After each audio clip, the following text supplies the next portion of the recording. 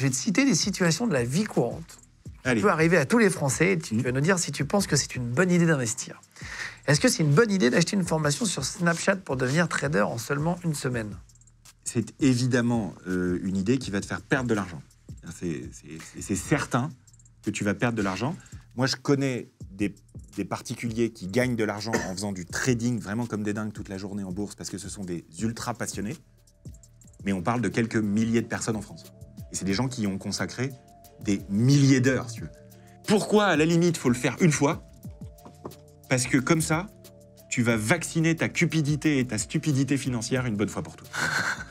Je veux dire, si vraiment le mec était devenu riche, les gars, il ferait pas des formations. Voilà. Il serait pas là en train de donner sa recette, il la donnerait à sa sœur, à son frère, à son père, à sa mère, il donnerait à ses cousins, il donnerait pas à tout le monde. Des gens comme ça, j'en connais en France, et je les connais tous, si tu veux, moi. De quoi les Des vendeurs de rêve? gens qui ont vraiment gagné beaucoup de blé, Ah oui, oui. qui ont vraiment développé une méthode, et qui choisissent, malgré le fait qu'ils ont plusieurs millions d'euros, vraiment, de faire de la pédagogie en ligne, j'en connais 5. Et ça existe, mais c'est rarissime. Mais c'est payant. Et la plupart Certains. le font gratuitement. Oui, c'est ça. Est-ce qu'il faut suivre ce pote qui dit « T'inquiète, cette crypto, elle va exploser » Alors, j'ai empêché mon frère d'investir dans du Bitcoin en 2014. Il t'en a voulu après? Ouais, beaucoup. Beaucoup. C'est pas simple, parce que tu peux pas dire qu'il n'y a pas des cryptos qui ont explosé et qui ont fait gagner de l'argent à des gens ces dernières années, parce que ça s'est passé.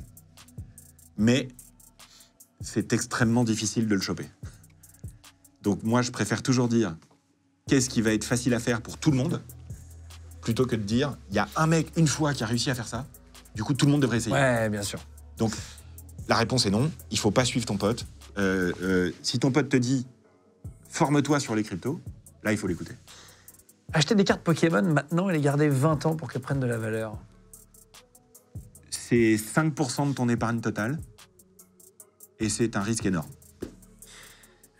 Acheter une action parce qu'elle augmente sans s'arrêter depuis plusieurs semaines. Il vaut mieux acheter une action qui monte qu'une action qui baisse. Est-ce qu'il faut l'acheter avec une grosse somme tout d'un coup? Dans 95% des cas, tu vas te planter. Mais est-ce que moi, à titre perso, j'achète des actions qui montent depuis des années, tous les mois des petites sommes? Oui.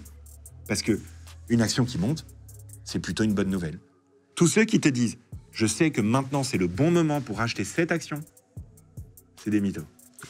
Emprunter de l'argent à la banque pour l'investir en bourse. Non, c'est une très mauvaise idée.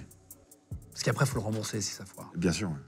Ouais. Non, tu prends pas un engagement certain face à un truc incertain. Est-ce que tu le fais pour acheter de l'immobilier? Oui, ça s'appelle un crédit immobilier. Mais une baraque, même si ça peut baisser, c'est perçu comme moins risqué que des actions. Acheter de l'or, car ça bougera jamais. Phrase qu'on entend tout le temps. Moi, j'en ai, ouais. Et c'est monté? Oui. Ça n'a fait que monter? Non. Non? Mais l'or, ce qui est intéressant, c'est que ça monte quand le reste de l'économie baisse. Est-ce que c'est une bonne idée d'acheter des NFT? Non. Merci, fin de la discussion. Ah ouais, non, franchement... Non, les NFT, c'est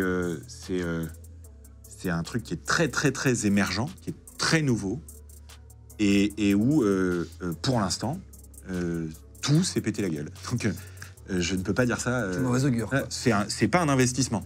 C'est un achat, c'est pas un investissement. Est-ce qu'il faut suivre l'évolution de ses placements tous les jours quand on investit? Surtout pas. Surtout pas? Surtout pas. Le pire ennemi des gens face à l'épargne, c'est les émotions. Et donc, le moins tu donnes la chance à tes émotions de te faire une connerie, le mieux c'est. Est-ce qu'il faut mieux acheter son bien principal, son lieu de résidence principal, ou est-ce qu'il faut mieux louer aujourd'hui? Évidemment, chaque cas est particulier. La vérité, c'est que l'immobilier, ça va au-delà d'un simple investissement. Pour l'immense majorité des gens, c'est important d'être chez soi. Donc, le conseil que je peux donner, moi, c'est pour ceux qui veulent être propriétaires, faites-le le plus tôt possible. Parce que le plus tôt vous le faites, le plus tôt vous vous habituez à épargner des sommes importantes tous les mois. Et ça va changer votre vie. Et ça aura un impact sur votre santé, sur vos relations avec vos enfants, sur votre capacité à faire ce que vous voulez pendant des décennies ensuite.